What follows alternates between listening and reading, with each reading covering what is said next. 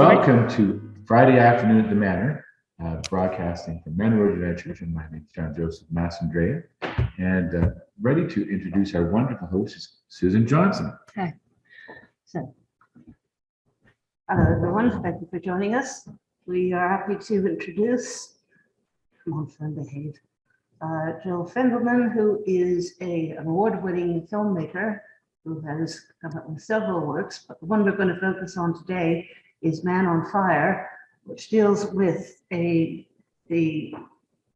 Charles Moore, who was a minister down in Texas, who set himself on fire to protest the intense racism of his country, of his state, much like the Buddhist monk did back in Vietnam in the 60s. And so this sounds very intriguing. So thank you, John. All right. Well, thanks for having me. It's great to be here. It's great to see how technology has really stepped in those last years. I mean, this is pretty awesome. So I guess I'll give a little brief of how I got to this point, and then I can talk about the creation of Man on Fire and that film and where it's gone and the effects it's had. So I grew up in Miami. My father had an art cinema, Coconut Grove. I went there. I first got into filmmaking. I went to Savannah, Georgia for undergrad, made a couple of feature films while living in New York City, made a film in Singapore, and then decided to go back to grad school, where I went to UT Austin.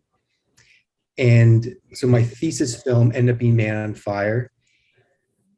And I don't know if for all of you who've been to, if you've been to Texas or not, but Texas is kind of its own world in a way, and it's got a lot of intriguing culture. I think they want to succeed. It's, that's always been like kind of a talk. Similar, maybe you might feel in Canada, where you have what is it, of Quebec or of the Ontario region. Correct me if I'm inaccurate in that.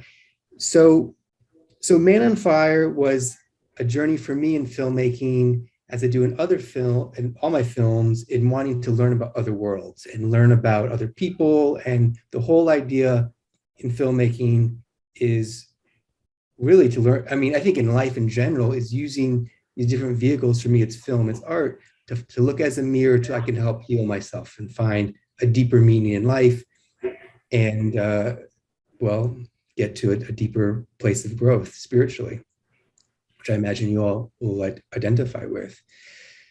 So I was in my third year at UT. I was looking for my thesis film to do, and a neighbor came up to me and said, friend of mine, we became friendly, and said she had a friend who was from this small town in Grand Saline, which is East Texas. And in this town, it was about 2 years prior at this point, a preacher, a white preacher named Charles Moore, he was in his late 70s, I believe, decided to self-immolate, like the Tibetan monks, set himself on fire as a protest against racism in this small town. Now, this had happened, but it never really didn't make national news. Most people had not heard of it. And my friend, who then became, the man, James Chase Sanchez, who was her friend, who ended up being a producer on the film, was from this town. He was part Hispanic, from a town that was known to be primarily white and proud of it for most of history. And so his thesis, ironically, was also to explore this town and explore what that meant being from there. So we connected and decided to go on this journey. It's about 4 hours from Austin to the small town of Grand Saline. And imagine, town has 3,200 people. And there's like between 30 minutes away, there's another small town, but this is very rural East Texas, cowboy country, not where I grew up, which was Miami, in the city. So this is a whole new world. And I go there. I remember one of the first things someone saying is, "Oh, we got a foreigner over here." So it's really out of, my element, but also very fascinating to learn about. And so we went out there, and the journey began where we would interview people who either are from the town, some people who witnessed self-immolation, people who were from the surrounding town. And there was particularly two questions that I think every film starts with a question. The film starts with a question that the film then attempts to answer. And whether it fully answers is besides the point, just the attempting to answer and give the audience information, ideally, I think in my perspective, what makes a good film gives the audience information and clues for them to make their own decision. So this film, Man on Fire, was about, first, why did this man set himself on fire in a small parking lot in front of a Dollar General where barely anyone saw? And then second, he claimed this town was racist, and he wanted I think the title of his letter that he left was Grand Saline, repent of your sins. He was a Methodist minister. Was this town racist? And what does that mean today? So in this journey of doing these interviews, it was also a journey for myself to learn, what does racism look like today? Because I grew up with that mentality of, okay, racism, especially in the States, is okay, 1960, before 1960s, pre-civil rights or during civil rights movement, explicit racist language, segregation, that's racism, right? Explicit racism. And I got to learn through the process of this how there's also something called implicit racism that is not as explicit, but exists so much, but it's much more nuanced. And then there's systematic racism, which is very prevalent. But as a white person, you don't really have to look at those things unless you're forced to or you choose to. And so it was interesting in doing these interviews and talking to town people. It's like, first, how are we going to talk about racism in small town, rural Texas? It's like, people are not going to want to talk to us. But my producer, being from the town, being a football player, which was a really big thing, or is a big thing in small town USA, it was an in where people would talk to us. And I realized you don't really need to ask people directly about racism. It's almost what people don't say or how they don't talk about something speaks just as much about even talking about something. And we had this vehicle of Charles Moore setting himself on fire in this town. And so that vehicle of, hey, what do you think about this person doing this? To in essence, commit suicide for a cause.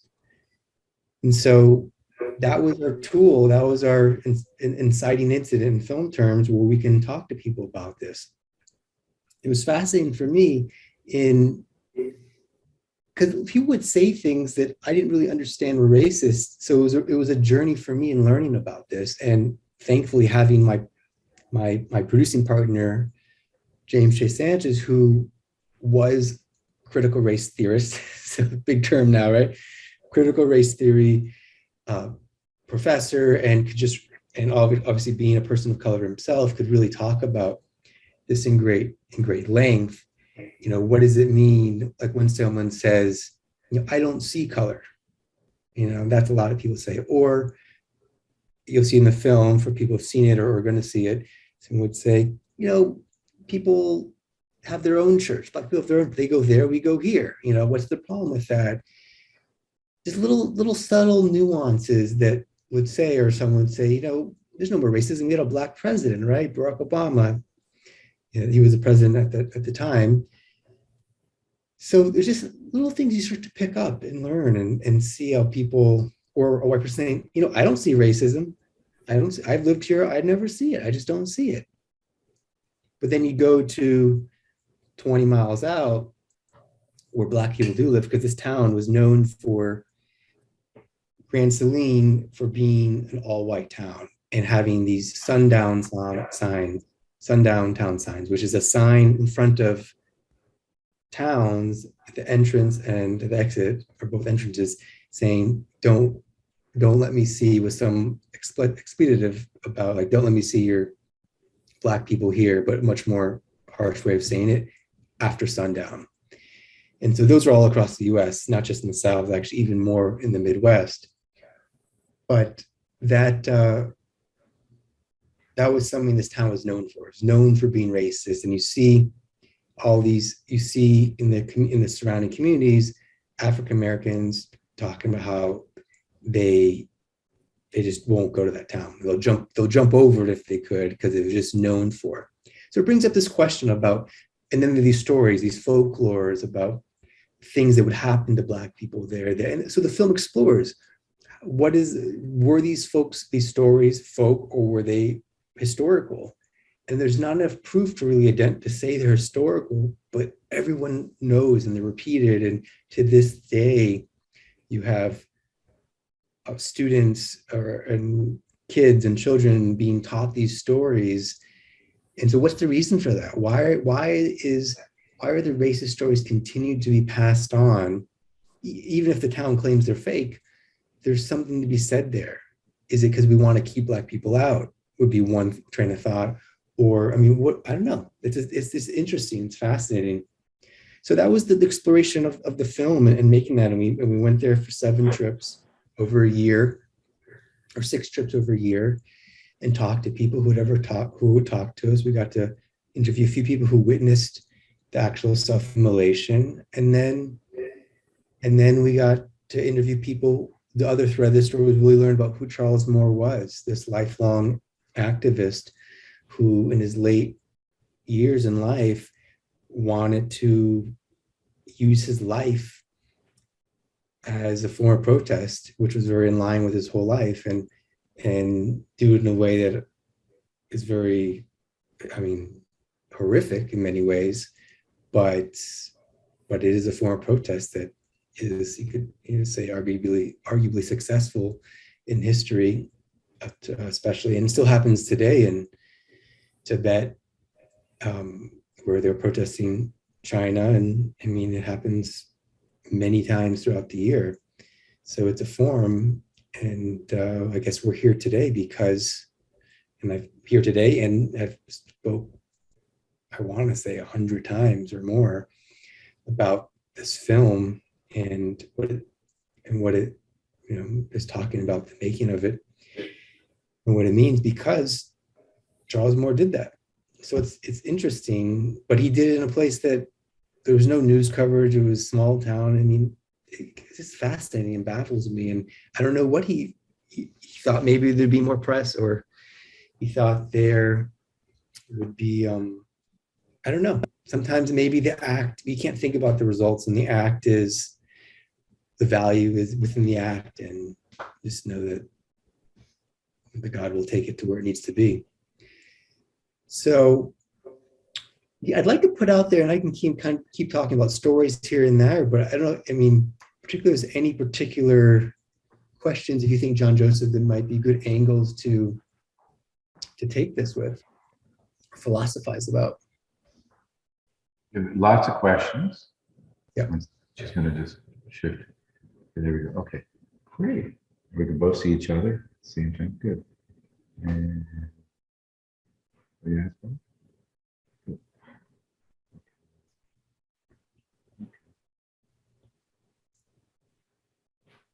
Oh, isn't that good? Hello. The magic of I just learned something about Zoom platform. HPY, I didn't know you could do that. So Joel, yeah, lots of questions, but what I might do is for us to both have spotlight at the same time. That might be a good idea. And there you go. We're like side by side. That's good. So when you think of racism, because you touched a couple of things that really touched that percolated my thoughts. When did you first become aware of racism? Or do you remember was there like a milestone moment for you, or was it just gradual? I mean, I think I thought about it so much in terms of civil rights movement, Yes. race. Yes. So it was outside of me, Yes. Okay. something else. And then I grew up in a neighborhood that was there was train tracks, and on the one side was white people, and the other side was black people.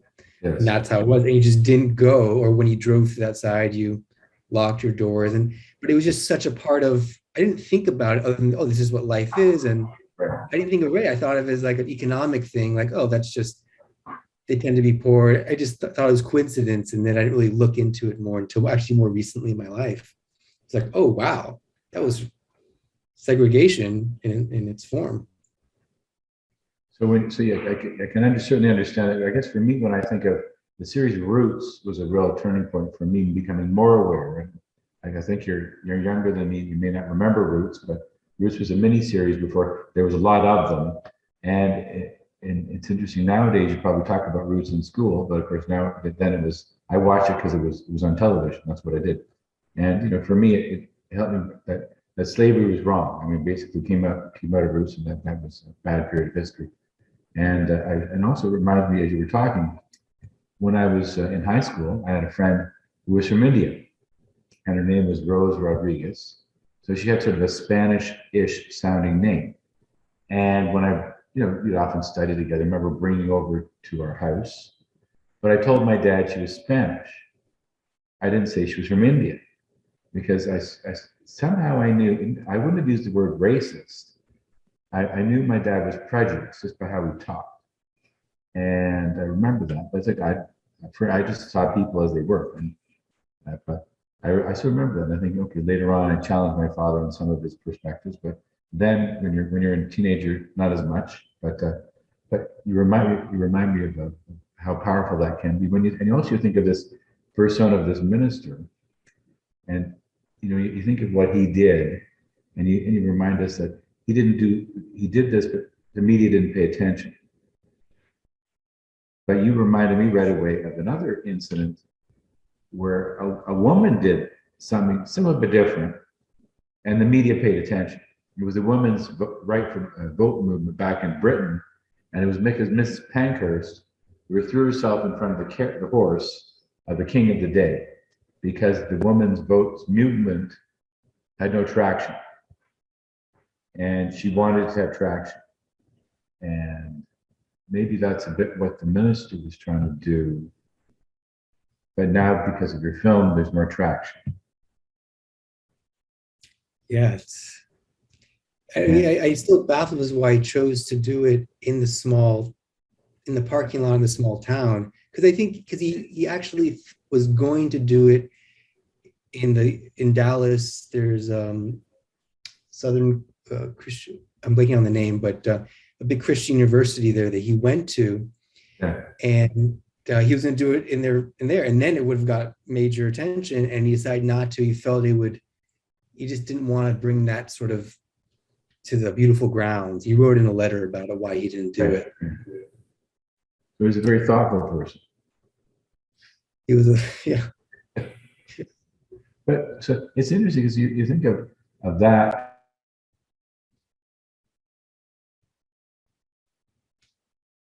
I think you're muted right now, Paxton.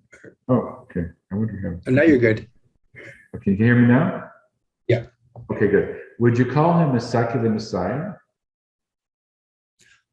Say that again. A what? A secular Messiah. Would I call him a secular Messiah? Is that what you're saying?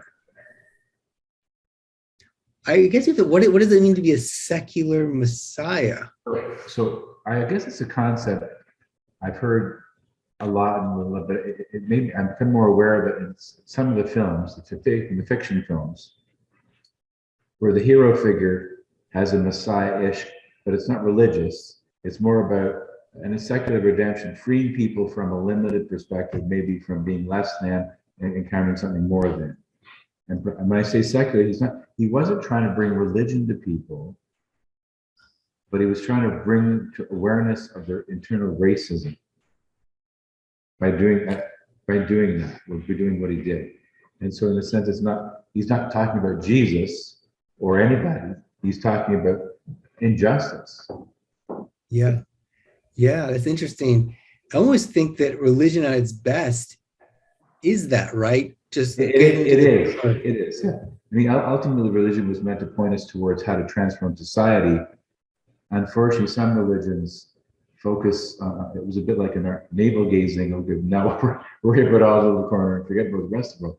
But I mean, the core principle of most sacred text is about us reaching out to the marginalized. Right. That's where we Yeah. lose with that. No, no. And you mentioned racism. It's interesting. My husband is actually from Chicago, and when you talk about neighborhoods, when I first went to Chicago, he did the same thing. He talked about this black neighborhood, this Spanish neighborhood. And I said, hello, this is the most racist thing you're saying. We don't have that in Canada, but actually we do. Okay, not the same way. And our version of Texas would be Alberta. Okay, and but I've been to Texas. San Antonio is Texas redemption. Okay, have you been to San Antonio? Briefly, yeah. It's got culture and it's yeah. Yeah. Well, Austin, too. Well, yeah, but my perception sometimes of Texas is I'm big and I'm from Texas, but that's a Yeah. stereotype, unfortunately.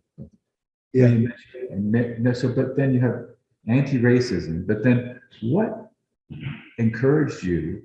You mentioned about film and stuff, but what encouraged you to get into film? To be a, I'm assuming you said you not only creative, you wrote it, you produced. I mean, this is quite amazing. You're the man who's like the Renaissance man of the film industry. Yeah. Yeah. I mean, I think when I first got into it, I didn't really know what I was getting into it. I knew that I liked film. I wanted to be an artist, or I liked art and making art and self-expression. And then as I started making more films, it is a tool for healing for me, because the films I make are films that represent blocks in myself. So my first film, which I think you'd find fascinating too, is David, about a Muslim boy and his friendship with Orthodox Jewish boys who think he's Jewish. And so it was me reconnecting with identity, or what does that mean to be, what separates us, and my own identity and my own blocks around that. And then making a film in Singapore about a Filipino migrant worker that looked at class and my own blocks and healing that need to look at class and things I didn't want to look at there. And then this one being about racism, my own racism that I wasn't so aware of, but now much more aware of and working on. So film is just a great, it's a tool, and it's a key to people and worlds that would not open up to you otherwise. So I can have a camera and have this context of, we're making a film, and all of a sudden I get access, or someone opens up in a way and talks about something that there would be no framework to really talk about that stuff. But we create a framework now. Like, okay, I'll talk to you for an hour about this and my feelings about this and that, and explore this. And it's just amazing. It's such a tool. And then so I think at the core of it, if I can make a film and find some healing in different parts of my life, if it's happening authentically for me, then I know it'll be happening for other people watching the film too, because we're all the same, right? We're all connected in different ways. So that's what's driving me now. Well, it's interesting. You remind me of the film that was created many decades ago, Citizen Kane, which is really challenging society at the best. Which film? Citizen Kane. Yeah, right. Okay, right. But when you look at the backstory, it was quite remarkable, because I mean, he was going on the edge, but again, it caused his entire career to be not as successful as it might have been. But yet, it still stands as much as they tried to bury it as one of the most successful films in Hollywood. And you look at how they did some of the filming techniques; it was radical, quite radical. But when you think of when you think of your film in particular, because you've taken a story that was a quieter story, and now it's a bigger story. And when you think of racism, and racism, as you know, isn't singular to the U.S. And recently, with the George Floyd has happened, and it's brought more awareness of racism, not only in the U.S. but also in Canada. And as you probably know, we've now discovered that we never learned this. We had slavery in Canada up until When the British Empire declared abolition of all slavery, that's 1830. That's pretty late on the time spectrum when you think about it. There were, in New France, they had slaves, and certainly and we recall the history of the country, 1776, well, all the loyal people to Britain went to Canada. Well, they also had slaves. Okay. But even though we had the Underground Railroad, we we like to think, well, we had a welcoming place, yes, but we did have that too, and we had our own version of segregation, though we didn't. There was a sign in the beaches of Toronto, 1920s. This is part of our history books. No Jews, dogs, or blacks allowed, which is horrific for Canada. But we never were taught that. Right? But now we are being taught that. Just like your film is causing people to take notice. Yeah. And become aware. And in some ways, you're helping people experience a conversion, so to speak. We call it secular conversion, whatever that might be. I mean, now, have you found when you talk to people, because I'm assuming you must have gone to universities now, there's a sort of, I call it eureka moment. Oh, I didn't know. I'd say a lot of times, well, the easy way to go and after watching the film is, wow, those people in Grand Saline are really racist. And that's really terrible what's going on in Grand Saline. And that's the easy low-hanging fruit to go to. And then the more difficult, and usually one or two people in the audience will go here and say, you know what, Grand Saline's kind of like this next town, or it's kind of like our town. And that's when it gets interesting, because that's really what we don't want Grand Saline to be a scapegoat. We want Grand Saline to be a mirror of where's the Grand Saline in our own town. Yeah. And then to go a little bit deeper, if someone really is open to it, where's the Grand Saline in me? Mm-hmm. And that's where we really get to it. How do I represent some of the things that I'm seeing in this film? How do I represent racism still today in my life, in my feelings? It's interesting because we're certainly asking that question now, but you mentioned civil rights movement. And I'd like to hear your thoughts. Do you think we were further ahead in the 1960s and somehow we got lulled into a false sense of, oh, we've arrived, we ticked that box, and then we actually went backwards as opposed to forwards? What's your sense of that? I mean, it's hard to say because I wasn't born in, I wasn't, so I'm just looking at reflective media of the 1960s and hearing other people's stories of it. Yes. And obviously I have limited experience with racism myself. You look at some, it's crazy because you look at, I mean, some things you're like, well, there isn't explicit segregation, like white people only stuff happening.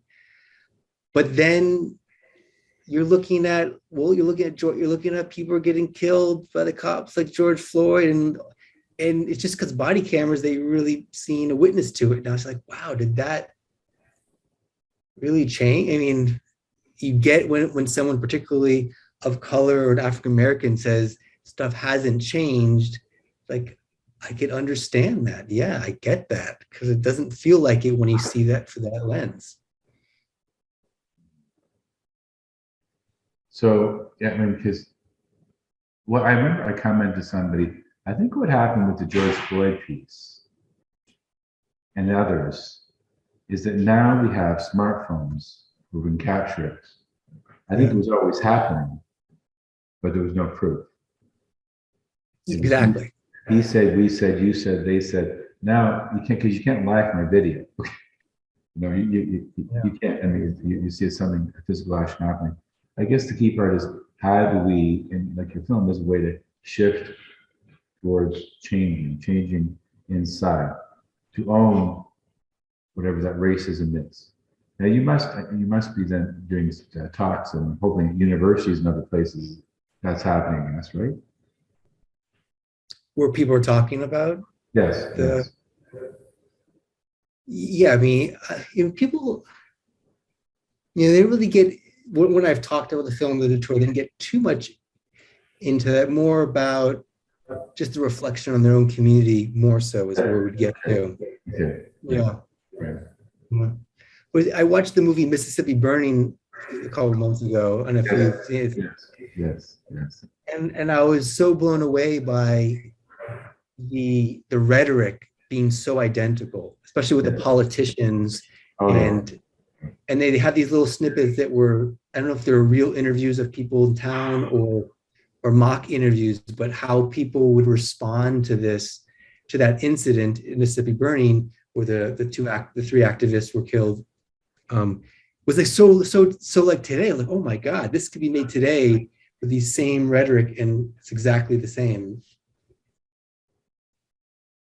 That's a key challenge, definitely. So do you see, have you been participating in study groups or panel discussions? We've done, I mean, when I was doing more touring with the film, that sometimes at different screenings, there would be a panel discussion with different people from the community, usually one or two or all from the BIPOC community, and just a way, to have a dialogue to talk about this.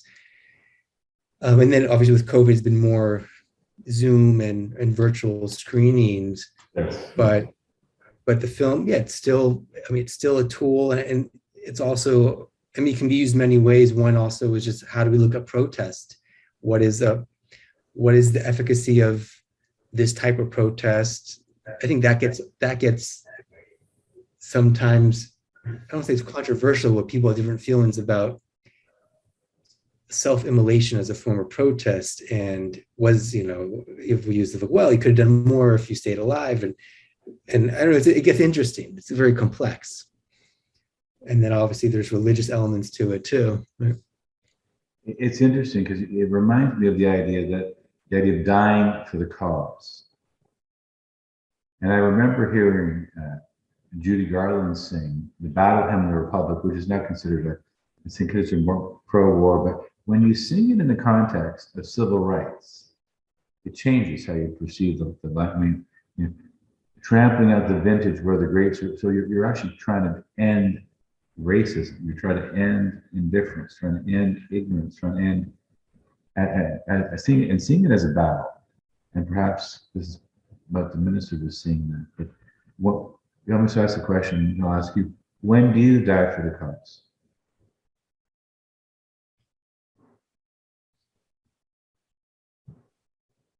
I haven't been personally in a situation or experience that have pushed, and I guess fortunately pushed me to that point. I imagine there's a point. I imagine we all have a point, right? Because self-immolation is kind of or could be any other form of dying for the cause. Obviously, that's one that has been used. That it's kind of like there's nothing else. Like in the film, the daughter-in-law says he just felt that there was not. He's done everything he could otherwise, and that's the point at where your life is your last protest to really, or for a cause. I mean, I guess people are fighting in Ukraine. That's a form of dying for a certain cause, right? It's interesting. Yeah. I mean, from a religious perspective, I know that because there's the balance of when is it suicide, when is it, and that's conversations I've had with other people with the cloth. And do you have any perspectives or thoughts on your stance on that? Well, it's interesting because I remember asked, there's a film, an older film, The Mission, with Robert De Niro and Jeremy Irons, which almost asks a similar question, but it's historical fiction. Now, are you familiar with the film? No, I'm not. No. I highly recommend it because it's dealing with the Spanish-Portuguese missions of the 1700s. And what happens is you have let me think, I think it's the Spanish coming in, the Brazil-ish area, and the Jesuits established missions. And what happens is, unfortunately, there's a fight between the Spanish and the Portuguese, but it has to do with an argument between the papacy and the Jesuits. And they establish these missions where they essentially take the indigenous people and they convert them to Christianity and supposedly give them a better life. Yeah. We now have a different lens on that idea of what better life was, so to speak, as if to say living in self-sufficient life in the jungle without the need for Europeans to feed them was not a good life. But I mean, they brought a judgment to that. Living in houses is better than living. Yeah. Anyway. Yeah. Back and forth. So what they did, the story is touching on this idea that they brought the missions, and of course, Portuguese and Spanish get into it, and they give the mission lands, the Spanish mission lands, back to the Portuguese. Then the Jesuit/indigenous people want to fight for their freedom. The Robert De Niro character had been a mercenary. He decides to fight with guns. Jeremy Irons decides to fight with the cross. Okay, so do you do so peacefully, or do you do so with shooting back at your neighbors? Now, I would say the minister did the Jeremy Irons, like the Gandhi, like the passive protest. He did, because he could have, let's face it, he was up to here with racism.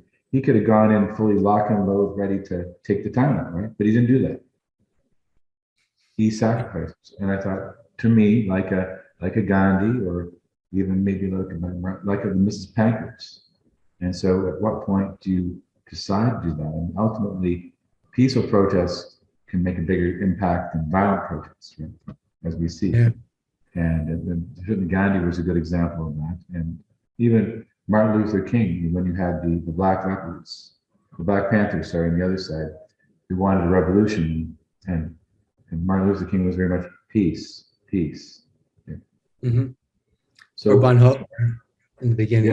Yes. Oh yeah, what he did in Germany, going back there, was remarkable. I mean, but then he participated in the assassination attempt for Hitler. So Bonhoeffer did. Dietrich Bonhoeffer. But the question is, would you do that yourself? I mean, I think some people might say, yeah, bring it on. But that's not a story for another day. Right? But but the question is perhaps, when is violence appropriate, or when is non-violent appropriate? Maybe that's right. I mean, because really what he did to himself was very violent, right? Yeah, and for everyone who saw it too, that was yes. So he made an impact that way, and then you took it further and wrote and made this film that stirs people to talk. Right? Yeah, so now millions of people have seen it secondhand, that experience, not there in person, but have seen it, so were affected by that violence. Yes. Well, just like it took the video footage of George Floyd for people to say no. Yeah. We see violence every day. It's all, we see it on the news, and or about Ukraine, we're seeing violence all the time. Exactly. Yeah. Unfortunately, because we get desensitized, and then we need more. It needs to be more intense for us to really.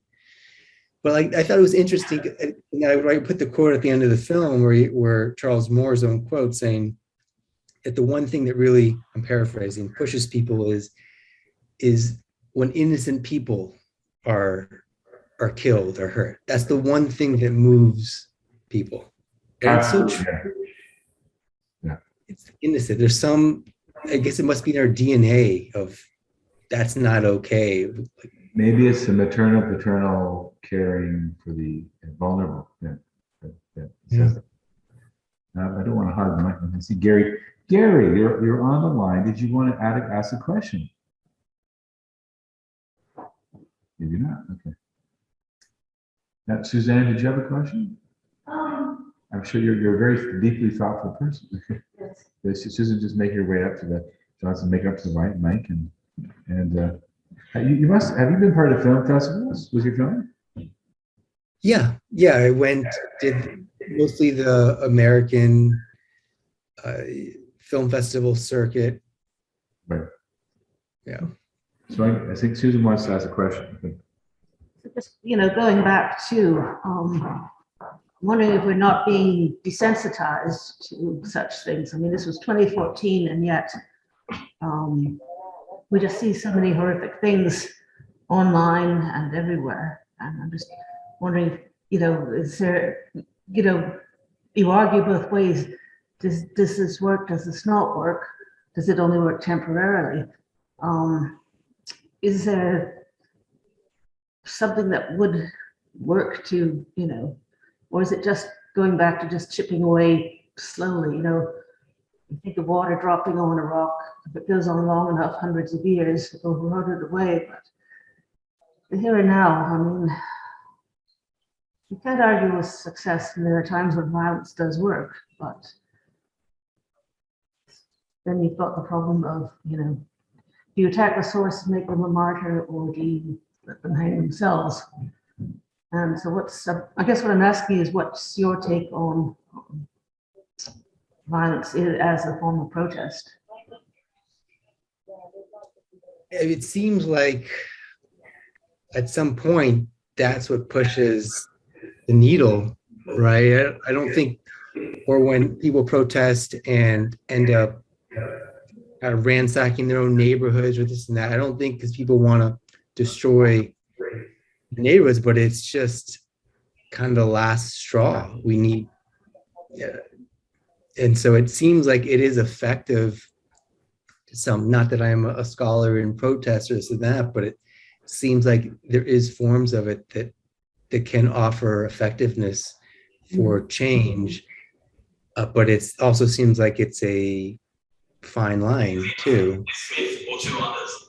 Sort of like Yeah. the board when you're losing a game, I guess. Yeah. And I also think there's, and I was saying this before with Charles Moore, that we can try, it's hard to figure out what the results of your act are going to be. I mean, in all life, right? If I do this, it'll equal this. And therefore, so a lot of times in talking about the film, people apply results, they equate results to value, the value of doing this. So is the value less of that self-immolation of him giving his life if only 10 people saw versus 1,000? Like, does that change the act? The act's the same, but the results are really out of his hands in many ways. So I kind of think now that or even like when we look at, was it Tunisia and the one, I forgot his name, who self-immolated and started, in essence, the Arab Spring. I don't think the individual thought about the Arab Spring in making that choice. I think they were just fed up with the situation in that moment for themselves and their community. And then they did that. And then it started the Arab Spring. And now we look at that as like, wow, this individual sacrificed themselves and started the Arab Spring. I don't think that's what was going on for them in that moment. How could you know that? But they just were living authentically, I'd like to say, to themselves of what they needed to do in that moment. And Charles Moore was doing that. So I try to separate that value, and the results are still TBD. I mean, they're happening now, and we'll see what happens next year and the year after that. Yeah, did you have a question? I think Gary would have it. Hello, Gary. Gary Coates, do you have a question? Well, I don't have a question, but I have a comment. About 30 years ago, we were visiting my wife's relatives down in Waynesboro, Virginia. And that was the first time I was ever subjected to seeing obvious racism. And it was shown by the cadets from the Virginia Military Institute in their Confederate colored uniforms, walking down the street. And they were trying to approach the few Black people that were in the town. And of course, obviously, the Black people knew what to do to get out of their way. And I said nothing. And when we got back to the house with my cousins, I said, what was that all about? These cousins are not from the South. One is from New England and the other one is a Canadian. They said, well, that's just the way it is. And I guess things really haven't changed. It was a very sad moment. And I asked, I said, there obviously are Black people in the community. Where are they? I haven't seen too many. They said, oh, they live in a different part of town. It's called Dixieland. I thought, oh my God. Anyways, it wasn't a pleasant experience, but I do understand Virginia did not have a great history of accepting anybody that wasn't white. Anyways, I do appreciate your story about the man on fire. I shouldn't say I enjoy it, but it was enlightening to see what one person would do. And it was rather sad to find out he was a Methodist minister. I just think in Canada, I think the closest we have to the Methodist is our United Church, which absorbed the Methodists. John Joseph would be able to clarify that. But thank you very much. I appreciated your comments. Thank you, Gary. Thanks. Thank you, Joel. Thank you, Gary. And so, yeah, so there's been some great questions, great comments, and part of it would be, it'd be great to maybe continue the conversation another time too, because I think you have other things you've created and produced, because I guess the great success of the film is it caused people to think and stop, not just reflect, but act for change, to make change, and to recognize that change needs to happen now, and not wait on that. And when you think of racism, just because we might say racism has been here a long time doesn't mean it has to stay that way. And it's recognizing that we have the power to change right now. And that's why I think you making films like this is a way to encourage people, not just to see differently, but to act differently and be different. Very good. So I'm going to have Susan pass back over to Susan. And I just want to add, your film is available on Vimeo, is it? Yes, Vimeo. Vimeo. You can check it out there. And so thank you for coming, everyone. And I hope that you can join us next week when our speaker will be for Delbrief, who will walk us through Passover 2022. I hope you can join us. Thank you very much. So thank you, Joel. Friedel and I met on a trip to Israel in 2011. We're still good friends. Well, would say that again? Friedel and I met in 2011 on a plane going to a pilgrimage in Israel. We're still good friends. Nice. That's great. Good to see you, Joel, and you're very thought-provoking. Thank you. Take care. Thank you both. Thanks for having me.